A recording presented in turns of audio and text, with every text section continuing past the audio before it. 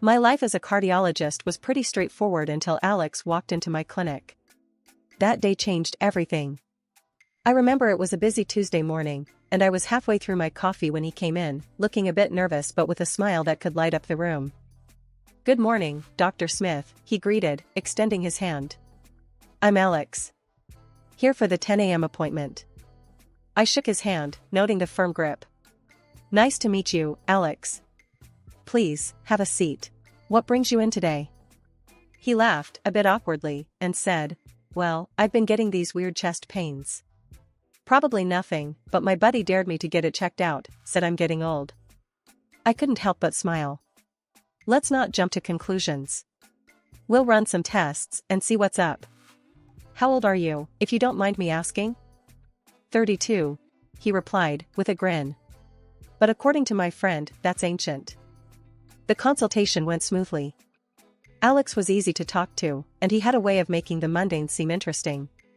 After the tests, I assured him there was nothing serious, just stress-related. He seemed relieved but lingered a bit longer than necessary. "So, Dr. Smith, since I'm all healthy and not ancient yet, would you consider having dinner with me?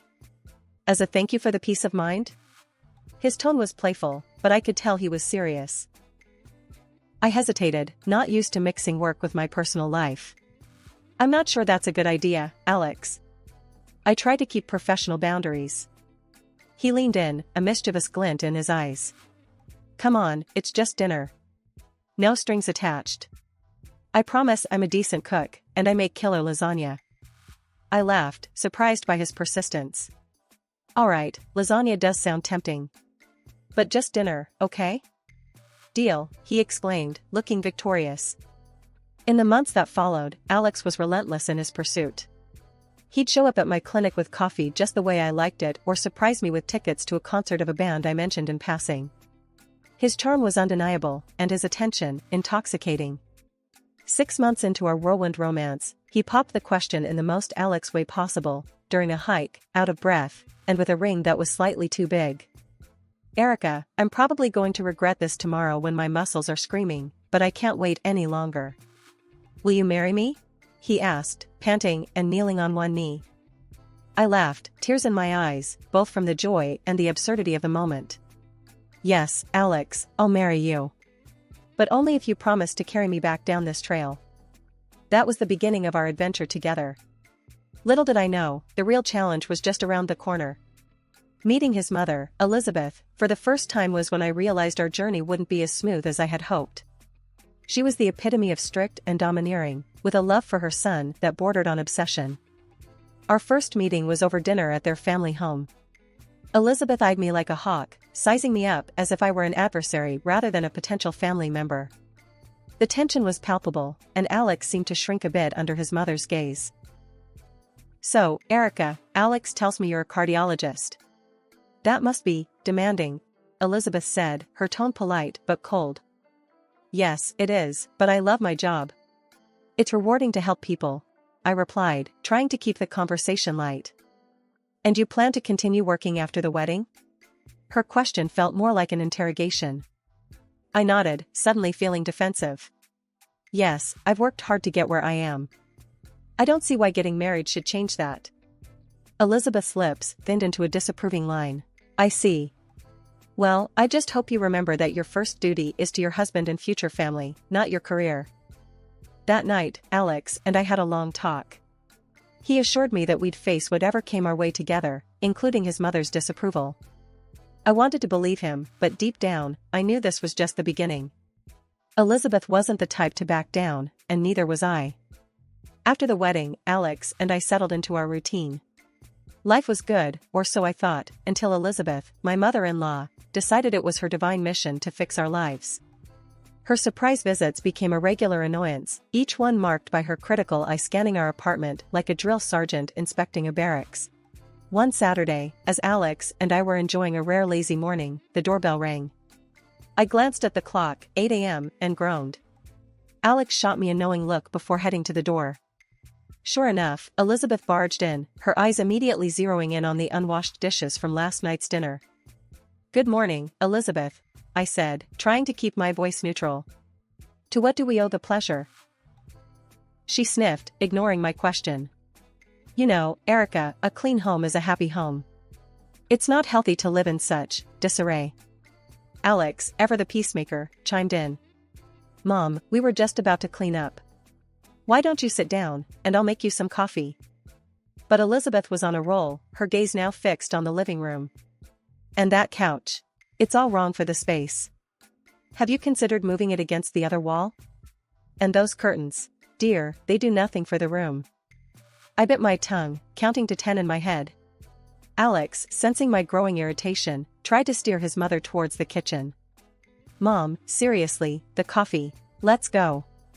As they disappeared into the kitchen, I followed, not ready to let Elizabeth have free rein in my apartment. The criticism didn't stop at the decor. Next, she launched into our dietary habits when she noticed the takeout boxes in the trash. Eating out again? You know, Erica, a wife should take care of her husband's health. Home-cooked meals are the cornerstone of a happy marriage. That did it. I could handle the digs at my cleaning and decorating, but questioning my role as a wife was a step too far. Elizabeth, I appreciate your concern, but Alex and I are quite happy with our arrangement. We both work long hours, and sometimes, takeout is just easier. She tooted, shaking her head. I just don't understand your generation.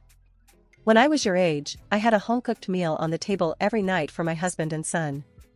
Alex, bless him, jumped to my defense. Mom, times have changed. Erica's not just a housewife. She's a brilliant cardiologist, and I'm fully capable of cooking or ordering pizza if it comes to it. The conversation was going nowhere, and Elizabeth's presence was starting to suffocate me. I excused myself, claiming a sudden headache, and retreated to our bedroom, leaving Alex to handle his mother. One day, the invasion reached a new level. Alex and I had planned a weekend getaway, just the two of us, to recharge. We returned home to find our apartment spotless, but not in the way we left it. Furniture was rearranged, new curtains hung in the living room, and our bedroom looked like it had been ripped out of a home decor magazine. What the? I started, my eyes wide as I took in the changes. Alex was equally shocked. Did we get robbed by an interior decorator? Before we could process everything, Alex's phone rang. It was Elizabeth, sounding far too pleased with herself. Did you notice the changes? I couldn't stand to see your apartment in such a state. You'll thank me later.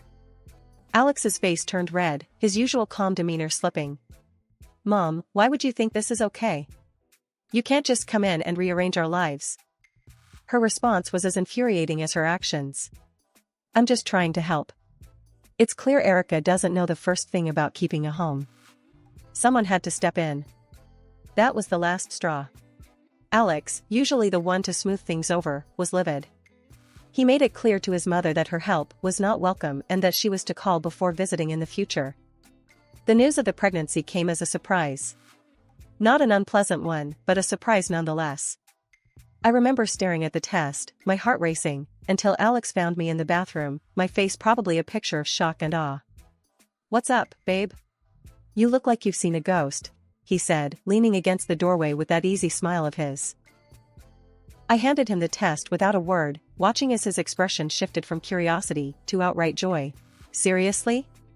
We're gonna have a baby? He hooped, lifting me off the ground in a tight hug. Yeah, seems like it.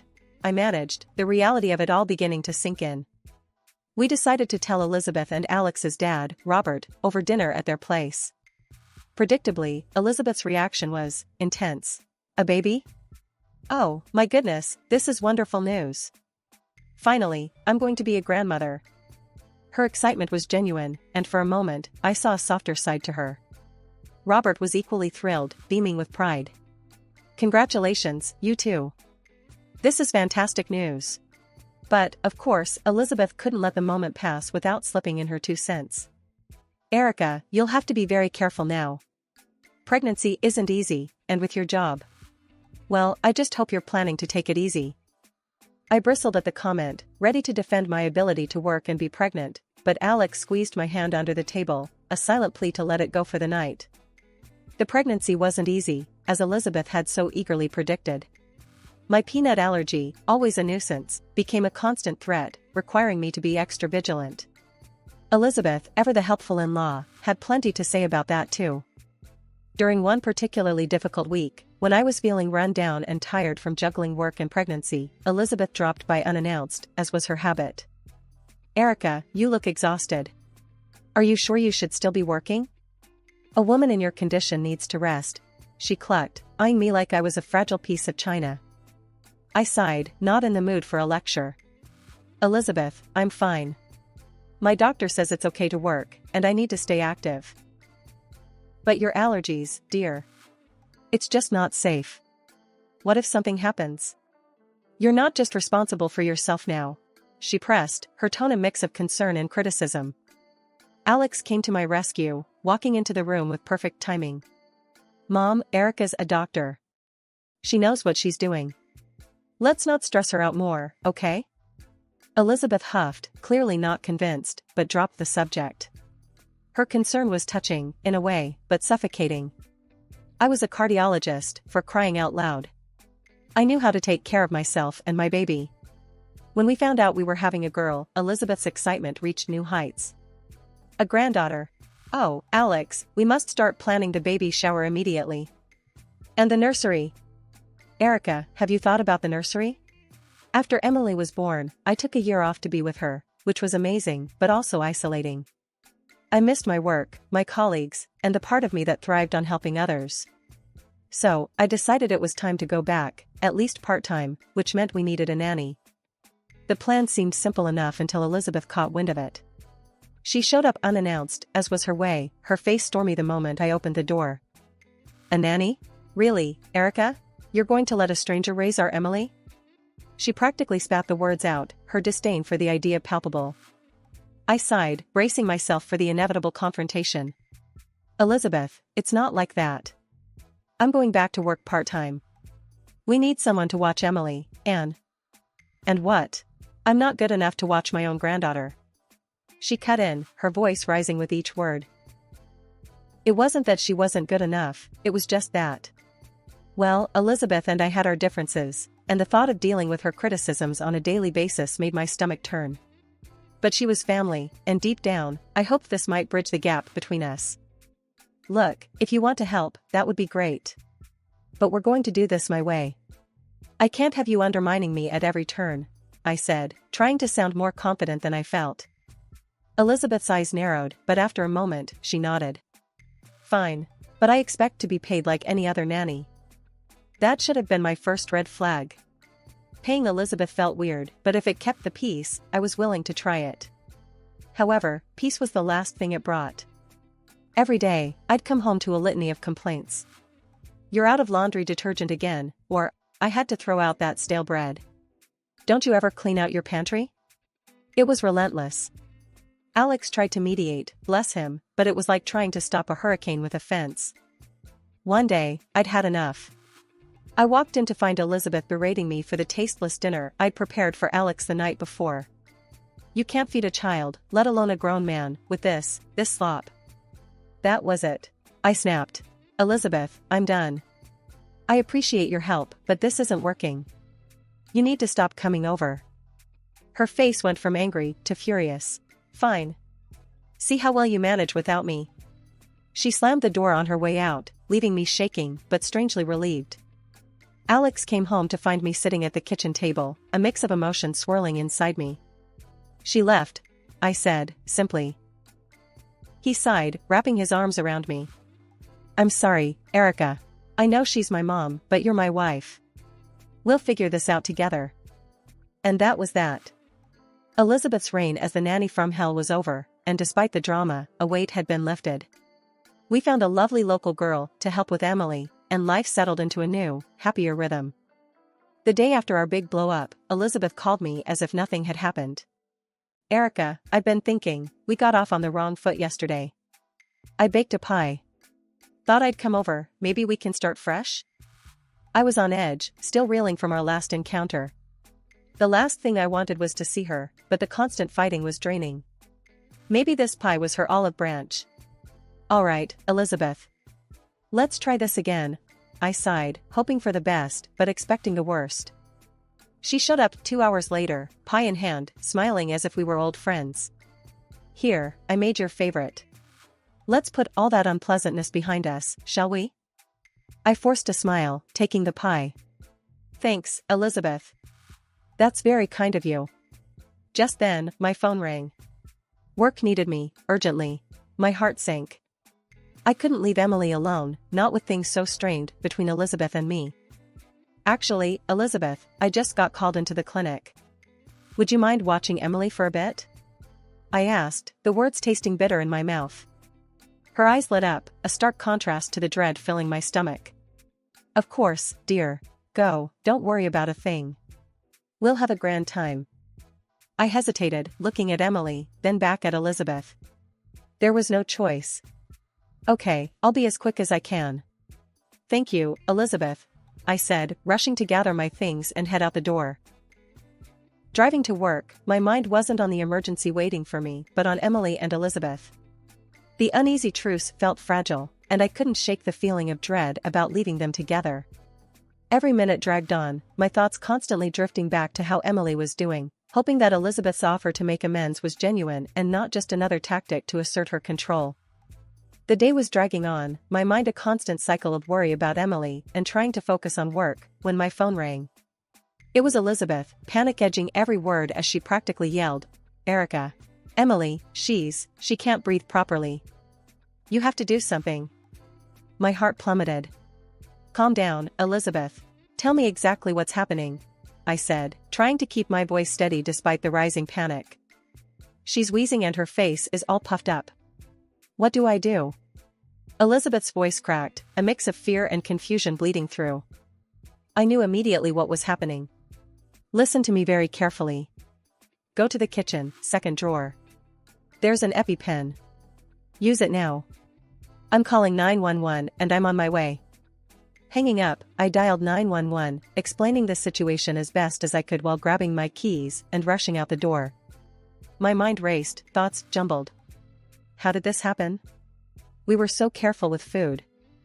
I made it home in record time, finding the paramedics already there, attending to Emily. The relief that washed over me when I saw her breathing was better, albeit still strained, was indescribable. Elizabeth was a mess, pacing back and forth, her earlier accusations forgotten in the face of the emergency. I don't know how this happened, Erica. I swear, we didn't eat anything unusual, she said, her voice trembling.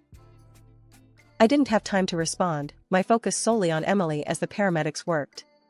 They decided to take her to the clinic for further observation, not wanting to take any chances. I nodded, understanding and grateful for their thoroughness. At the clinic, they confirmed it was anaphylactic shock, likely from a food allergen. I couldn't wrap my head around it. We were so careful, especially with Emily's and my allergies. There must have been some cross-contamination, I muttered, more to myself than anyone else. Elizabeth was quick to defend herself. I didn't give her anything from the list you gave me. You have to believe me, Erica. I'd never put Emily in danger. I was too tired to argue, too relieved that Emily was okay to hold on to anger. We spent the rest of the day at the clinic, Emily gradually returning to her usual self, though still a bit groggy from the medication. That evening, after the longest day of our lives, Alex and I sat in the living room, holding each other, grateful for the quiet and that Emily was safe in her bed. The stress and fear had drained us both, but there was a sense of relief that it was finally over. Alex, ever the caretaker, got up to make us some tea. He spotted the pie his mom had brought over earlier on the kitchen table. "Hey, you want a piece of pie Mom brought?" he asked, trying to lighten the mood. "No, thanks. Just tea for me," I said, not having the slightest appetite for anything, especially not that pie. He shrugged and cut himself a piece. That's when he noticed something that stopped him cold. Looks like someone already had a bite. Then he took a bite, chewed thoughtfully, and his face changed. Wow, that's a strong smell of peanuts. My heart stopped. Peanuts. The reality hit me like a ton of bricks. Alex, that's it. The peanuts. Your mom, she knows I'm allergic. And Emily. I couldn't finish the sentence, the implication too horrifying to voice fully. The next day, we confronted his parents. The tension was palpable as we laid out the accusations. Alex, usually so calm, was shaking with anger. "Mom, did you put peanuts in that pie? You know Erica and Emily are allergic." What were you thinking? His mother's face was a mask, but her eyes, there was something in them that chilled me. I just wanted to make a pie. I didn't think. But Alex wasn't having any of it. Didn't think? Or didn't care? You could have killed our daughter. That's when his dad stepped in, his voice thunderous. Is this true? You endangered your granddaughter? I can't believe this. I'm calling the police. And he did, right there and then. The police came, and faced with the evidence, Elizabeth didn't deny it. I just wanted Erica out of the way, she said, a statement that would haunt me forever. After everything that went down, the dust finally settled. Elizabeth was sentenced to prison, a severe punishment that kept her away for a good long while. It was a tough pill to swallow, seeing family torn apart like that, but it was necessary, for Emily's safety and our peace of mind. A few weeks after the trial and all that, Alex's dad, Robert, showed up at our door. It was the first time we'd seen him since everything happened. The man looked like he'd aged years in just a few months, weariness etched into every line on his face. He didn't waste any time, just got right to the point. Erica, Alex. I'm so sorry. For what Elizabeth did. I can't even begin to. I just never thought. Alex cut him off, not unkindly. Dad, it's okay. We know you had nothing to do with it. Robert nodded, his eyes misty. I brought something for Emily. And, if it's all right with you, I'd like to see her. Missed her like crazy. Looking at Alex, we shared a silent conversation. This was his dad, Emily's granddad. Family, despite the chaos and hurt. Of course, she'd love to see you, Robert. Wouldn't you, Emmy? I said, turning to our daughter, who was eyeing the big bag of gifts with wide, curious eyes. Grandpa, Emily squealed, recognizing him instantly. The joy in Robert's eyes was unmistakable as he knelt down to hug her, handing over the gifts one by one, each wrapped with care. Later, sitting down with cups of coffee, Robert spoke up again. I've filed for divorce. Can't stay married to someone capable of, well, you know. It's hard, after all these years, but it's for the best. Alex put a hand on his father's shoulder. It's going to be okay, Dad. We're here for you. We're family. Yeah, I added, squeezing Alex's hand. We'll get through this together. And hey, Emmy's got her grandpa back. That's all that matters. Robert smiled, a genuine, relieved smile. Thank you, both of you. Means the world to me. I just want to be a part of your lives, and Emmy's. Make up for lost time. And that was our new beginning. A fresh start, not just for us, but for Robert too. Life had thrown us a curveball, but we'd caught it, and now, we were moving forward, together.